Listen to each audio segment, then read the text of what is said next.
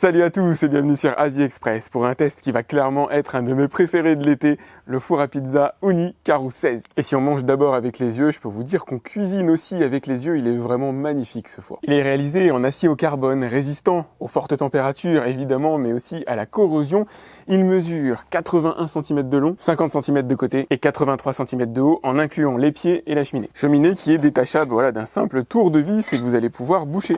Je vous invite clairement à aller faire un tour sur leur site, vous allez découvrir énormément de modèles à des prix différents, avec des avantages différents, mais le véritable avantage de la version que j'ai ici, c'est la double compatibilité, cuisson au pellet, au charbon de bois et au gaz. Qui peut le plus, peut le moins, autant se faire plaisir, vous l'avez compris j'imagine, il s'agit de la version haut de gamme de la marque, pour laquelle on va commencer par les pellets, et dans une seconde partie de la vidéo, je ferai un comparatif avec les pizzas cuites au gaz. Je vais vous montrer la chambre de combustion sous un angle un petit peu plus éclairé, l'occasion de vous dire aussi que le four à pizza est portable, mais faut avoir fait de la muscu, il pèse quand même 28 kg. Le système de renouvellement de l'air frais et donc de l'oxygène est assez ingénieux et plaît clairement aux geeks que je suis spécialisé dans les ordinateurs.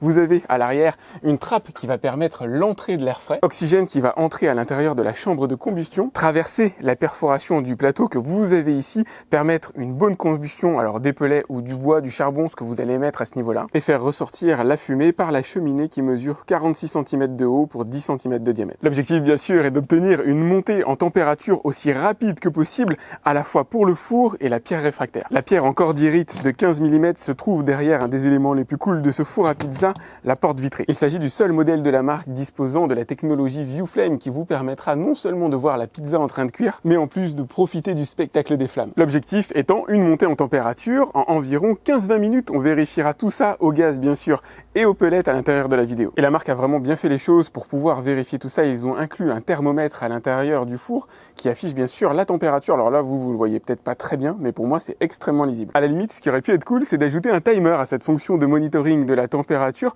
pour vous rappeler de tourner la pizza tous les environ 45 secondes, puisque l'objectif, c'est de la cuire en 60 secondes à 2 minutes maximum. Pour ceux d'entre vous qui souhaitaient exclusivement faire de la cuisson aux pellets, j'ai noté un autre modèle, le Fira 12, qui dispose d'un avantage sur celui-là. En fait, il a deux avantages. Il est moins cher et il dispose d'un réservoir vertical dans lequel vous allez pouvoir mettre vos pellets qui vont tout doucement descendre à mesure que la combustion se réalise. Croyez-moi, j'ai hâte d'être à ce soir pour réaliser mes premières pizzas. Vous connaissez maintenant mieux le four Ooni Karoo 16. C'est parti pour le test et je vais commencer par réaliser la pâte. Normalement, la recette de pâte à pizza, c'est niveau facile. Je vais vous montrer les ingrédients que j'ai préparés. Pour réaliser environ 3 pizzas, je vais utiliser 500 g de farine. Alors, il y a toujours débat sur le type de farine. Là, j'ai mis de la T45. Je vais mettre une cuillère à café de sel, délayer 10 g de levure sèche dans un petit peu d'eau. Plus étonnant, alors ajouter une petite pincée de sucre, moi je suis la recette. Pour profiter des bonnes choses quand on les a, je vais utiliser le robot pour réaliser la pâte. 2 cuillères à soupe d'huile d'olive comme liant. Je commence à pétrir comme ça et j'ajouterai la levure boulangère juste après. Voilà, la pâte commence à se former, je vais ajouter la levure. Et voilà, elle a l'air toute belle, donc elle va reposer pendant 1 heure sous un torchon. Elle a bien gonflé en 1 heure, je me souviens encore d'elle quand elle était petite comme ça. Allez, c'est parti, je vais essayer de faire 3 pâtons à peu près égaux, d'environ 250-280 g. Bon alors là, malheureusement, je maîtrise pas encore le geste, mais je vais essayer de la lisser en faisant des petits rabats comme ça vers l'intérieur.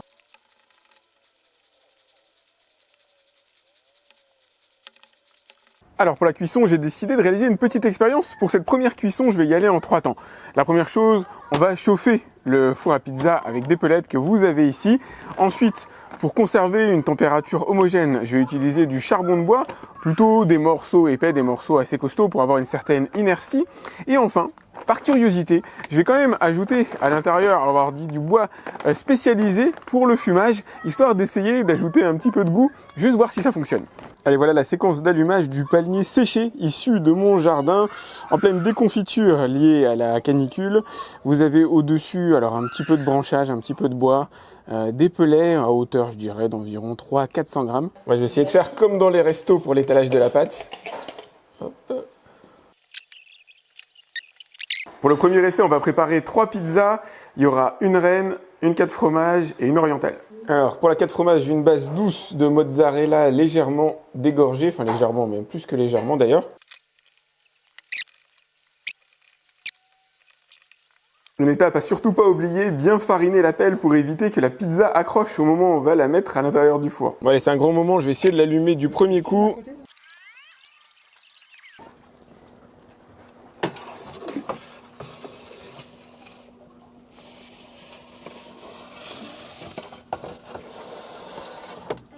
Allez, c'est parti pour le chrono. Je suis à 55 degrés. On va voir en combien de temps il atteint. On va dire 400, je pense que ça me paraît bien. Ça, franchement, c'est cool. C'est vraiment beau. Il faudrait presque l'avoir à hauteur des yeux pour profiter du spectacle. Alors, le four a atteint 100 degrés en 4 minutes.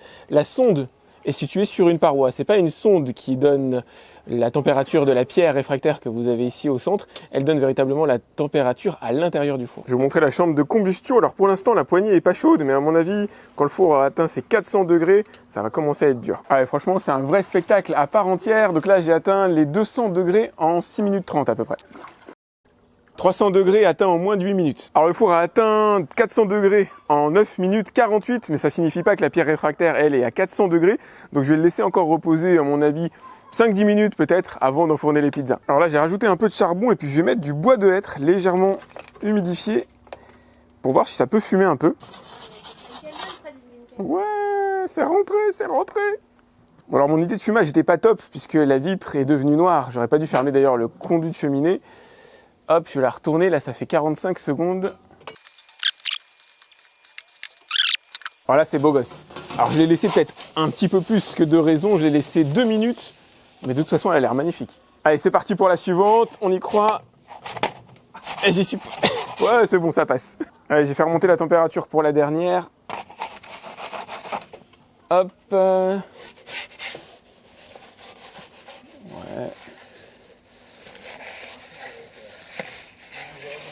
Ouais, je commence à être bien là. C'est pas la technique optimale, mais ça va. Allez, là, ça doit être bon au bout de 90 secondes. Alors, ce que ça donne. Ah, elle est pas mal, elle a du style. Du style. Et le résultat est super sympa. Elles ont quasiment toutes cuites en, allez, à peu près 90 secondes. Ça va dépendre de la température, bien sûr, qui était résiduelle à ce moment-là. Il y en a une qu'on a fait cuire en 2 minutes. Mais c'est clair que ça donne envie. La 4 fromages est franchement légendaire. Alors déjà, c'était ma préférée pour le coup, mais elle est vraiment super bonne. La pâte a été bien cuite. Je pense qu'il aurait fallu peut-être avoir la pierre réfractaire autour de 430, 440 degrés pour peut-être la saisir un tout petit peu mieux, mais elle est cuite. C'est ça l'essentiel. Ça n'a pas dégorgé, le fromage n'a pas dégorgé. Franchement, c'est top. Franchement, ça n'a pas à rougir de ce qu'on peut trouver chez un pizzaiolo. Bon, on a encore 2-3 petits progrès à faire. Et tant qu'à faire, on s'est dit que ce serait sympa d'utiliser la chaleur résiduelle pour se faire une petite tarte aux pommes. Bon, bah, bon appétit. Allez, c'est reparti 4 jours plus tard. La première session ayant été une belle réussite, notamment sur la 4 fromages. On va remettre celle-là. Je vais abandonner mon système de cuisson. Alors, à l'étouffer avec du bois spécifique, du hêtre pour fumer, ça n'a pas marché du tout. Aujourd'hui, on va essayer de faire une pizza à pâte sensiblement plus épaisse qui va glisser un petit peu mieux dans le four parce que c'est ça la partie la plus difficile. Autant la cuisson se passe extrêmement simplement, autant mettre la pizza dans le four, faire en sorte qu'elle glisse bien. Pour l'instant, ça a été le plus compliqué. Je vais mettre 700-800 grammes de pelettes, ça devrait le faire. Regardez, c'est vraiment toujours aussi cool à regarder. Ça génère des fumées, de la suie qui va se déposer sur la vitre. Donc pour le nettoyer, on a tout simplement utilisé du décape-four. Je vous montrerai ce que ça donne dans la vidéo. J'ai rajouté un petit morceau de bûchette compressée juste pour le plaisir de faire monter la température à son maximum avec du bois. Et regardez, je suis à 474 degrés en augmentation. Première fois que j'atteins les 500 degrés, comme quoi c'est possible avec du bois, j'avais un doute. Je pensais que ça marcherait qu'avec du gaz. Allez, c'est parti, il faut que ça glisse. 520 degrés, c'est tendu. Faut aller mettre plus loin. Ouais, pas mal. Et voilà, ça fait 1 minute 20 qu'elle cuit. Hop.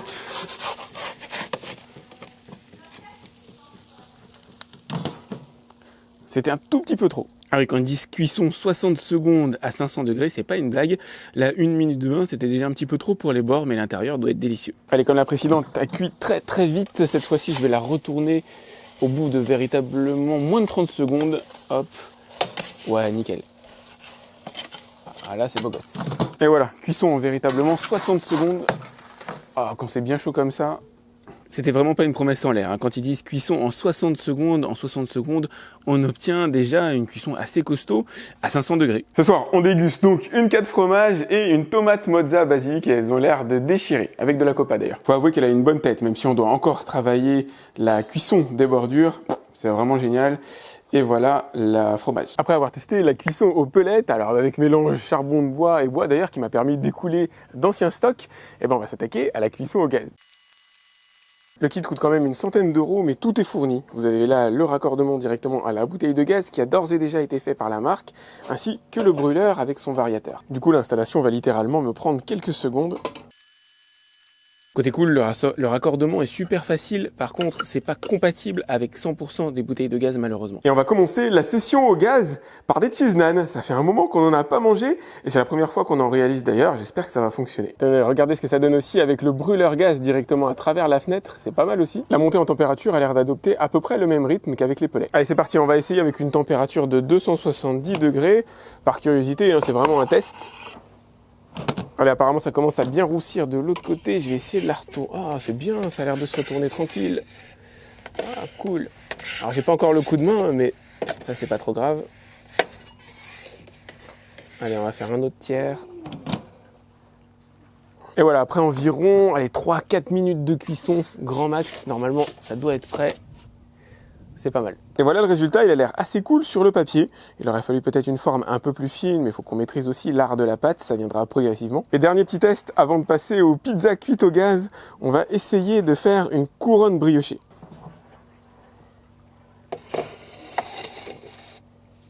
Tenez, en attendant la cuisson de la brioche, on va vous montrer l'intérieur du cheese naan, on va goûter surtout. Là, j'ai mis le thermostat véritablement au minimum. Et du coup, il est possible de faire osciller la température entre environ 180 degrés et 160 degrés en minimum.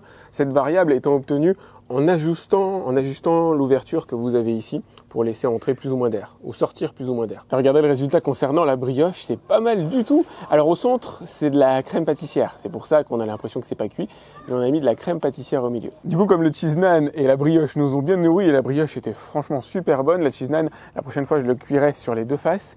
Et ben, une heure plus tard, on va passer aux pizzas. Et on va se refaire un petit chrono concernant la vitesse de chauffage pour passer à peu près 450 degrés. 5 minutes pour atteindre 240 degrés. La montée en température est un petit peu moins rapide qu'avec les pelettes, mais par contre, la vitre reste absolument nickel. Aucun risque de venir la salir, même si ça se nettoie relativement facilement. Allez, c'est parti pour la cuisson de l'oriental. C'est quand même cool à voir. C'est parti pour une petite chorizo. C'est magnifique, on a même la petite cloque caractéristique sur la pizza, c'est la première fois. Concernant le saumon, je sais pas si je dois mettre le saumon avant ou après cuisson, donc je vais faire le test. Je vais en mettre un avant, un après.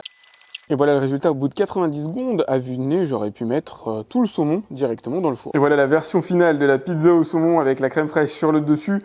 Je crois que là, on a atteint le sommet de notre art. Ce four à pizza Ouni Carreau 16 est clairement mon coup de cœur de l'été. Enfin, pour être précis, un de mes deux coups de cœur. Le deuxième se trouve juste derrière moi. Il est super simple à utiliser. Dans les configurations, c'était l'objectif numéro 1. Faire en sorte de faciliter finalement la cuisson des pizzas. La montée en température est super rapide. Et à l'heure de décider ce que j'ai préféré entre la cuisson au gaz et la cuisson aux pellets. Alors déjà, en matière de restitution, de goût, de cuisson même de manière générale, j'ai pas vu de grosses différences. En matière de goût, j'ai vu aucune différence. J'ai pas vu de fumage spécial en utilisant, alors peu importe que ce soit des pellets ou du bois, des ajouts différents, ça a donné systématiquement le même goût que la cuisson au gaz. Je pense qu'il n'y a pas suffisamment de temps de repos à l'intérieur du four pour que la pâte puisse prendre un fumage ou en tout cas un goût spécifique au bois. Donc dans l'absolu, vous pouvez utiliser gaz ou pellet indifféremment l'un de l'autre. Mais ma cuisson préférée, c'était clairement celle aux pellets au charbon de bois. J'ai trouvé que la montée en température est plus rapide. Ça me permet aussi d'écouler mes stocks de charbon que je vais utiliser dans d'autres cadres. Idem éventuellement pour le pellet. J'ai trouvé ça plus agréable. Je suis pas particulièrement porté sur la cuisson au gaz à titre personnel. C'est peut-être aussi pour ça que naturellement, j'ai un penchant vers pellet, bois ou charbon. Je réitère le compliment que je lui faisais en début de vidéo. Il est vraiment très beau et relativement facile à nettoyer avec un peu de décap four. Les traces de suie partent toutes seules. Un des principaux avantages du Carreau 16, évidemment, c'est de vous permettre de choisir la cuisson au gaz ou la cuisson aux pellets. Mais admettons que vous ayez déjà votre préférence, vous allez pouvoir dépenser beaucoup moins chez Ouni pour trouver le four à pizza qui vous convient. Ici, on est sur le modèle haut de gamme de la marque, donc forcément c'est le modèle le plus cher, mais vous allez trouver des modèles 2 fois moins chers que celui-là, voire même encore moins, qui permettent par exemple la cuisson exclusivement aux pellets, dont le fameux modèle Fira, dont je vous parlais en milieu de vidéo, avec le collecteur de pellets à l'arrière qui va permettre de faire descendre les pellets au fur et à mesure de la cuisson. Je trouve le modèle super cool. En plus, en matière de design, il est très proche de celui-là. Il cumule beaucoup d'avantages, je trouve. Le sujet de la taille de la zone de cuisson est lui aussi très intéressant. À titre personnel, j'étais parti du principe qui peut le plus, peut le moins. Autant prendre le four à pizza le plus large disponible dans la gamme. Donc vous avez les 12 et les 16 pouces qui vont correspondre pour la partie 16 pouces à 40 cm de large. De quoi faire déjà de la belle pizza. Après, en réalité, on n'a jamais ressenti le besoin de faire des pizzas de 40 cm de diamètre. Le véritable intérêt du 16 pouces pour moi, c'est l'aisance dans la manipulation de la pizza quand elle est à l'intérieur du four, que vous voulez la retourner pour équilibrer la cuisson.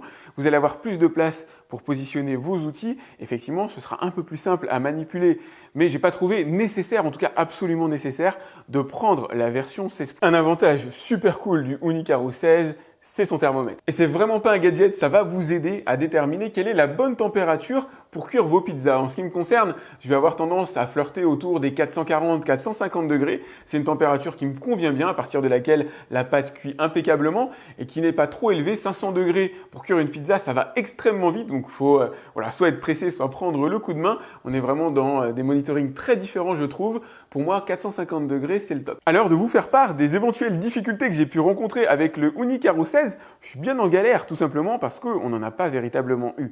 J'ai noté que la montée en température au gaz était plus lente qu'avec les pellets. Enfin ça, c'est pas le drame du siècle. Et la véritable difficulté qu'on a rencontrée n'a rien à voir avec le four, c'est faire glisser la pizza depuis la surface sur laquelle on l'a posée. Alors, on s'est dit une surface en bois fonctionne un peu mieux. Même farinée, c'est pas toujours simple d'arriver à la faire glisser correctement à l'intérieur du four. La pâte, quand elle n'est pas faite au dernier moment, a tendance à accrocher. C'était ça notre véritable point de difficulté. A contrario, lorsque la pizza est à l'intérieur du four et que la pierre réfractaire est à bonne température, au moins 400 degrés, vous n'avez aucune difficulté à la retourner. Même au bout de 30 secondes, si vous mettez la pelle, vous pouvez tout à fait lui faire un demi-tour sans aucun problème pour prendre quand même le coup de main. Je m'attendais à ce que la poignée ici soit chaude, mais pas particulièrement. J'ai pu l'utiliser sans prendre de gants à chaque fois que j'ai voulu remettre des pellets ou du charbon à l'intérieur. En débutant, il m'est arrivé quelquefois d'encrasser la vitre ici avec de la suie, tout simplement parce que j'avais oublié d'ouvrir le conduit de cheminée. C'est vraiment ma petite merveille de l'été. Je vous invite à aller en découvrir le prix ainsi que le prix des autres modèles directement sur leur site. Je vous mets les liens, bien sûr, dans la description de la vidéo comme d'habitude. Pensez à la liker, c'est important pour moi. N'hésitez pas à me laisser toutes vos questions directement dans les commentaires. J'imagine que vous en avez pas mal. Alors exprimez-vous, j'essaie de répondre à tous mes abonnés. Pensez aussi, d'ailleurs, à vous abonner à ma chaîne si ce n'est pas déjà fait. Et moi, je vous dis à très vite pour un autre test sur AviExpress. Salut!